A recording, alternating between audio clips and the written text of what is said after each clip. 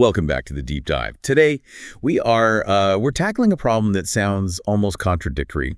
We're dealing with something incredibly tiny, individual microscopic wires in a brain, and at the same time, something overwhelmingly massive. Right, the sheer amount of data required to map those wires, it's a classic forest for the trees problem, but on a biological scale. Exactly. And for you listening, we're looking at a paper published in Nature Methods, but a totally new software pipeline. It's called D-LMBmap. Yeah, D-LMBmap, which stands for Deep Learning Pipeline for Mouse Brain Mesoscale Automatic Profiling. It is a mouthful. It really is. But by the end of this deep dive, I think we'll understand why every single letter in that acronym is totally necessary. So let's set the scene here. We have these incredible microscopes now. Light sheet fluorescence microscopy, or LSFM. LSFM is the absolute game changer here because, before this, you had to literally slice a brain into incredibly thin wafers just to look at it. Which destroys the 3D structure. Completely. But with LSFM, you use these tissue clearing techniques to make the mouse brain transparent, like literally transparent, like a glass marble. That is just wild to picture. And then you use fluorescence to light up the neurons inside. So you end up with a see-through brain filled with glowing wires. Which sounds like a total victory, right? We have the picture. Yeah. But the source paper describes the resulting data as a digital avalanche. Oh, it's the perfect term for it. Because a single whole brain scan at this mesoscale resolution generates terabytes of data. It's not just a flat picture. It's a 3D volume of billions of voxels, 3D pixels. Right. And the fundamental problem is, while we as humans can look and see the glowing wires, computers don't naturally know what they are. To a computer, it's just brightness and noise. So it's like having a high-resolution satellite map of the entire Earth, but there are no road names, no city borders, and honestly, no distinction between a river and a superhighway. Exactly. And traditionally, to fix that, you need a human to sit at a screen and manually trace the lines in 3D. Connectomics, the study of these brain wiring connections, is completely bottlenecked because humans simply cannot trace terabytes of wiring by hand. It would take lifetimes. So the mission for today's deep dive is to break down exactly how D-LMBmap solves this, because it's not just some magic AI black box. No, it is a very specific, granular pipeline. It solves three massive headaches: finding the wires, which is axon segmentation, figuring out where we actually are, which is brain region segmentation, and aligning it to a standard map, which is registration. And it does it all end to end. No coding required from the user, which is a huge deal. Let's start with that first headache, the input. We've got this glass brain. The paper mentions we're usually looking at two channels of data. Why two? Because you need context. Channel 1 is the specific stain. That's the fluorescence that actually lights up the axons, the wires you care about. Okay. But channel 2 is the autofluorescence channel. That shows the natural dim glow of the biological tissue itself, the background structure. So to use our map analogy, channel 1 is the road network, and channel 2 is the topography, the hills, the valleys, the state lines. Spot on. And the challenge is teaching a computer to extract just the roads from channel 1 without getting confused by all the biological static. Now, we mentioned the old way was manual tracing. I assume that's as painful as it sounds. Oh, it's worse. It's agonizingly slow. It's heavily prone to bias because, frankly, graduate students get tired and start seeing things that aren't there. Right, human error. Yeah, and it's physically impossible to scale to a whole brain. So D-LMBmap uses what they call the cube method. This is their first really clever twist. Instead of asking the scientist to trace a line, it asks them to play a game of, like, hot or not. That's actually a brilliant way to visualize it. The software presents the user with small 3D cubes of data, specifically 150 by 150 by 150 voxels. Okay. The user doesn't draw a single line. They just click. You click on a cube and say, this has axons. You click another and say, this is an artifact, maybe a blood vessel or dust. So I'm just tagging boxes. Wire. Yeah. Wire. Garbage. Wire. Exactly. You're building a ground truth data set without the heavy lifting. But here is where the algorithmic magic happens. Once you say a cube has axons, the software has to figure out exactly where the axon is inside that box. Because you just gave it a whole box, not a line. Right. It doesn't rely on you. It uses a built-in mathematical filter sequence to generate its own training data. And the paper lists this sequence. It reads almost like a recipe. Gaussian filtering, difference of Gaussians, binarization, skeletonization, and dilation. Let's really slow down and unpack this. I want listeners to visualize what this actually does. Let's do it. So imagine we're looking at a fuzzy, glowing green tube in the dark. Step 1 is Gaussian filtering. What is that doing? Think of Gaussian filtering as a highly controlled blur tool. Real microscope data is grainy. It has what we call shot noise. Gaussian filtering smooths that out. It suppresses the high-frequency static so the underlying shapes can actually emerge. Okay, so we've blurred out the static. Yeah. Next is difference of Gaussians, which, first of all, it sounds incredibly intense. It's basically a bandpass filter. Imagine you take that smooth, blurred image we just made, and you subtract an even more blurred version from it. Subtract a blur from a blur. Right. And what's left behind? Only the things that changed between those two blurs. Specifically, the edges and structures of a certain distinct size. Oh, wow. It acts like a spotlight that makes tubular structures, the axons, aggressively pop out, while all the uneven background illumination just fades away to zero. Okay, so we've gone from a noisy image to a smoothed image, and now to an image where only the tubes are glowing brightly. Next comes binarization. This is the hard decision point. The software sets a strict threshold. Anything glowing brighter than X becomes pure white. Anything dimmer becomes pure black. So we don't have a photo anymore. Now we have a high-contrast black and white silhouette of the wire. Exactly. But a silhouette can be fat or thin depending on how bright the original glow was. And for a wiring diagram, we need a clean, single line. Which brings us to skeletonization. I love that term. It's very descriptive. The algorithm mathematically whittles away the white pixels from the outside in, layer by layer, until only a single pixel-wide line remains in the dead center. It finds the bones of the wire. But a one-pixel bone is probably too thin for an AI to learn from, right? You nailed it. It's too sparse. So the final step is dilation. It essentially pumps it back up, thickening that skeletal line just enough to give it a uniform standard width everywhere. Let me make sure I've got this. Blur the noise, subtract the background to pop the tubes, make it pure black and white, strip it to the bone, and add uniform meat back on. That is a perfect mnemonic for it.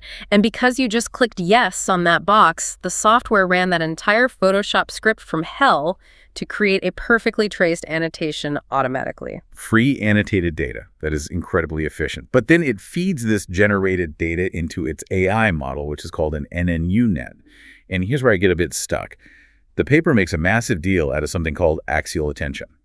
This is a critical innovation here, because standard AI models often look at 3D data as just a stack of 2D slices. Right, like looking at a loaf of bread. Yeah. But you're only ever analyzing one slice of bread at a time. Exactly. But imagine an axon, a continuous wire running right through the middle of that loaf. If you look at just one slice, that wire just looks like a tiny dot. And a dot could be literally anything. A speck of dust, a dead pixel, a cell body. It has no direction. Right.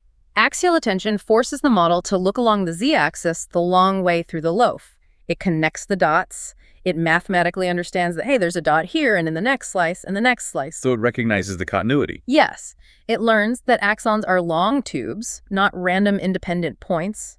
This preserves the tree topological structure of the neuron, which is vital for an accurate map. It's forcing the AI to actually think in 3D. But before we recap this first part, there's one more trick they use in this training, Jim. They don't just show the AI this perfect, clean data. They use something called cut mix. Oh, this is my absolute favorite part of the robustness training. Look, if you only teach an AI with perfect, clean images, the moment it sees a real messy brain from a lab, it panics and fails. Right. So they use cut mix to purposefully vandalize their own data. They take those artifact cubes, the ones full of blood vessels or bright noise blobs, and they literally copy-paste chunks of that garbage straight into the clean axon cubes. So they're building a Frankenstein data set. Exactly. They're forcing the AI to look at a cube that contains both a delicate wire and a giant glaring blob of noise. And the AI has to learn to say, I see the blob, but I know it's not a wire. I'm ignoring it and tracing the wire anyway. It's like practicing a sport with weights on your ankles. If you can perform in those conditions, the real game is easy. They also use histogram matching. They swap the background textures of different cubes. This ensures the AI isn't cheating by memorizing the background style, like, oh, dark backgrounds always mean no wires. It forces the AI to look exclusively for the structural shape of the wire. Okay, let's take a breath. That was a ton of mechanism. It's time for our first recap. For you listening, let's bullet point this. Go for it. The goal. We need to find microscopic wires in a transparent terabyte-sized brain. The input. We have a specific stain channel for wires and an autofluorescence channel for anatomy. Right. The shortcut. We don't trace. We use the cube method. We click a box, and the software runs that 5-step filter. Gaussian, Difference of Gaussians, binarize, skeletonize, dilate to map it automatically. Perfect. The brain, the AI, the NNU net, uses axial attention to connect the dots across slices so it knows wires are continuous tubes. And finally, the GIM. We use cut mix to paste garbage into the training data so the AI learns to ignore real-world noise. A very solid summary. We've officially found the wires, but as you'll see now, we have a geography problem. Right, because we have a map of all the roads, but we don't know what country or state we're in. We need to know, is this specific wire in the cortex? Is it in the thalamus? Which brings us to part 2, brain region segmentation, the second massive bottleneck. And the fundamental problem here is just biological variation, right? My brain shape is slightly different from yours. And a mouse brain that has been chemically soaked to become transparent, it has to shrink or swell. It distorts significantly. So your experimental brain from the lab, let's call it the messy brain, it simply does not match the standard reference map, which in this field is the Allen Mouse Brain Atlas, specifically CCFV3. The Atlas is the platinum standard. It's Yeah. mathematically perfect. We need to overlay that perfect map onto our squishy, messy brain, and D-LMBmap solves this with a technique called brain style transfer. This is a massive conceptual leap. The source paper compares it to those consumer apps that turn your selfie into a Van Gogh painting. That is exactly the mechanism. It uses a deep neural network to take the raw, textured, noisy image of the messy brain's autofluorescence channel and literally repaints it. It adjusts the contrast, the intensity, and the texture to match the exact visual style of the Allen Atlas. I have to pause here because as a scientist or just a critical thinker listening to this, doesn't that ring massive alarm bells? We are repainting raw scientific data. Isn't that faking it? That is a very valid concern. And if we were doing this style transfer to the wires, the experimental data in channel 1, it would be absolute scientific malpractice. Okay. But we aren't touching the wires. We are only repainting the background anatomy channel. We're changing the visual dialect of the image. Oh, I see. See, computers struggle to mathematically compare a grainy, high-contrast photo to a smooth, clean digital map. By style transferring the photo to look like a digital map, the computer can suddenly see the morphological similarities. It says, oh, this curve here matches that curve there. We aren't moving structures. We're just standardizing the visual language so the algorithm can read it. That makes total sense. We're translating it. Oh. And once the style is transferred, they use a segmentation technique with another great acronym, SEMI-CEA, Multi-View Semi-Supervised Learning. Right. So why multi-view? Because 3D analysis is hard. Usually, algorithms just slice the data front to back, the coronal view. But if you only look front to back, you might completely miss boundaries that run side to side. You lose your depth perception. Exactly. Semi-CEA slices the brain in 2 directions simultaneously, coronal and horizontal, which is top-down. It analyzes both views and mathematically combines the predictions to minimize information loss. It's like looking at a complex statue from the front and the top at the same time to understand its true 3D shape. And the semi-supervised part just means it's flexible. It can be atlas-trained, learning from the standard map alone, or sample-trained, where you feed it a few manual annotations if your specific experimental brain is just incredibly weird or unique. Okay, so we've found the wires, and we've repainted the background to look like the map so we can identify the regions. But there's one final physical nightmare in the lab. What if the brain is just broken? Part 3, whole brain registration. This is where real-world science gets ugly. Imagine you've spent 6 months raising a specific transgenic mouse. You extract the brain, you clear it, and then the clearing process just crushes the cerebellum. The paper specifically mentions the olfactory bulb and the cerebellum are notoriously fragile. They get damaged all the time. They do. Now, if you try to take a perfect rubber mask, the Atlas, and stretch it over a face that is missing a nose, the damaged brain the mask is going to distort terribly. It will stretch weirdly to fill the missing gap. The entire map becomes totally useless. Because the computer is trying to optimize the fit globally, it sees a gap and thinks, I must stretch everything else to cover this. Exactly. Standard registration tools fail hard here.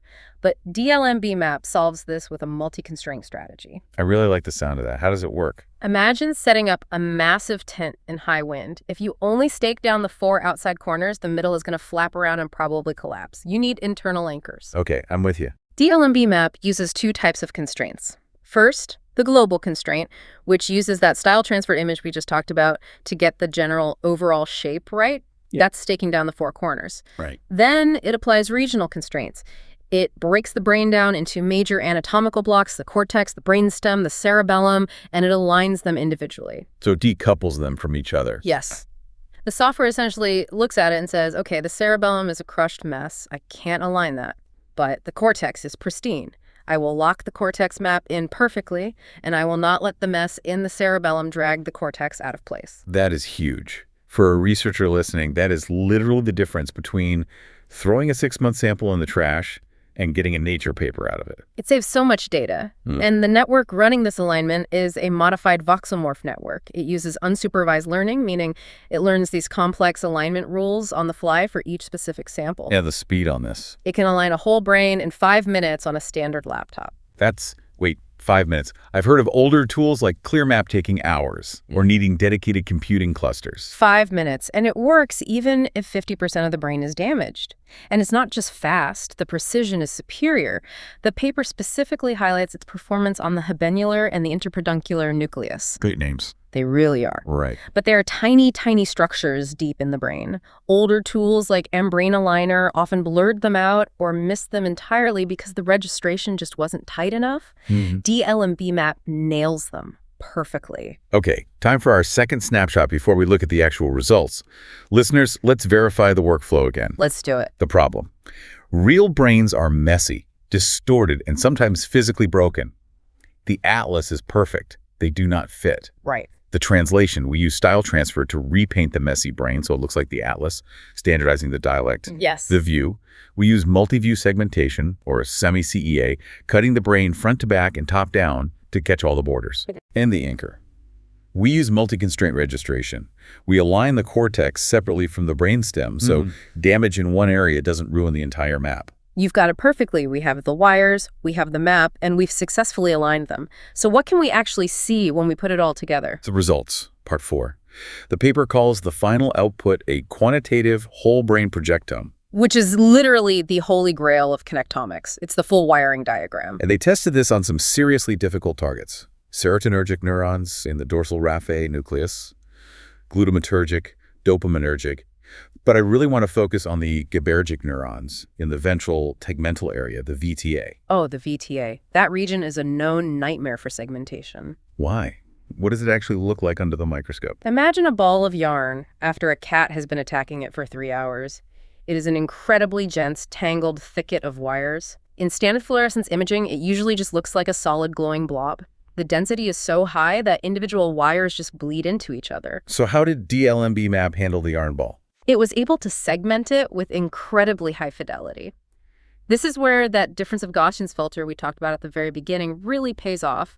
It is highly optimized for separating edges, even in densely packed clusters. They used a metric called the dice score to prove this mathematically. Right. A dice score measures overlap accuracy between the AI's prediction and the real ground truth. 0 is a total miss, 1 is a perfect match.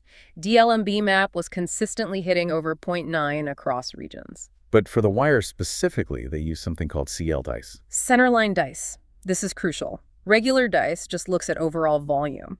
If an AI maps a wire but leaves a tiny gap in the middle so the wire is broken, regular dice might still say, hey, that's a 99% match by volume. But a broken wire is totally useless for a wiring diagram. You need to know where it goes. Exactly. CL-M-BICE specifically checks the topological continuity. It asks, is this line mathematically unbroken?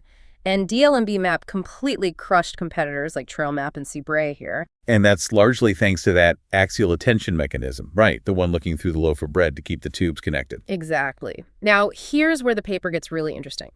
They didn't just stay in their comfort zone with light sheet microscopy. They threw a massive curveball at their own software. They fed it MRI data. Which is the ultimate robustness test. MRI, magnetic resonance imaging, relies on completely different physics. Yeah. It's much lower resolution, entirely different contrast, totally different noise patterns. It's a different world of data, but the style transfer still worked. It was able to take the MRI data, repaint it into the Allen Atlas style, and achieve highly successful registration. See, that tells me the underlying algorithm isn't just dumbly memorizing, green light means wire. It's actually learning the structural morphology of the brain itself. It proves the pipeline is fundamentally agnostic to the input modality. which opens up huge doors for researchers using totally different imaging tech. Speaking of opening doors, as we move into part 5, we have to talk about the user experience. Because we've all seen software in academic papers that turns out to be, well, a broken GitHub link and a prayer. Oh, or a command line interface that requires you to be a senior Linux wizard just to install dependencies. Right. But D-LMBmap emphasizes that it's a true end-to-end GUI. A graphical user interface. You open a normal window on your computer, you see your brain, you click the little cubes to train it, and you hit go. It deeply democratizes the science. A biologist doesn't need to hire a computer science postdoc just to run their data. However, they are honest about some limitations. The style transfer isn't actual magic. No, it's not. They mention that currently, it struggles slightly with fine-grained local structures. While it gets the major regions aligned perfectly, the repainting process can sometimes smooth over very tiny, specific textures inside those regions. And that leads right into their future plans. They dropped a buzzword that is absolutely everywhere right now: diffusion models. Yeah, the exact same tech behind AI art generators like Midjourney and DALL-E. They want to replace their current style transfer network with a diffusion model. So instead of just filtering the image, the AI would actually generate, or basically dream, a more accurate, high-fidelity version of the brain in the Atlas style. Exactly. A diffusion model could hallucinate, or more accurately, reconstruct the fine local details that simple filters miss. That could lead to even tighter alignment in those microscopic subregions. It is genuinely amazing how fast consumer AI trends are hitting the wet lab. The fields are completely converging. Biology is rapidly becoming a heavy data science discipline. So to synthesize all of this and bring it home, D-LMBmap is a pipeline that takes a digital avalanche of data. It uses a cube game to trace the wires. It uses an artistic style transfer to find the map. And it uses a tend-to-anchor multi-constraint logic to fix broken brains. And it does all of it fast enough that a single lab could map a whole cohort of mice in days instead of just mapping one lucky sample over a year. It's incredible. Now, I want to leave you, the listener, with a final, slightly provocative thought. The source explicitly mentions applying this architecture to other animals. We know the style transfer works across different modalities like MRI. So if we can style transfer a messy mouse brain to look like a perfect mouse map, could we go further? Could we use style transfer to make a monkey brain look like a human brain map? That is the million-dollar question, because if we can translate the visual dialect across entirely different species, could we automatically identify homologous structures, shared evolutionary wiring that we didn't even know existed? It's a big philosophical leap, but the math is pointing exactly that way. And a direct question for you listening right now to mull over. We discuss how this AI learns by looking at those cubes and identifying wires based on human clicks. If you were designing the next version, would you trust the AI to find entirely new types of structures we haven't labeled yet? Or should AI in science always stay strictly tethered to the anatomy that humans already know and define? It's that classic tension between pushing for new discovery and demanding rigorous validation. I would really love to hear what people think about that. Can we trust the black box to find things outside the box? Something to think about. Thanks for diving deep with us today into the beautiful, tangled wiring of the brain. Always a pleasure to unpack this stuff. We'll see you next time.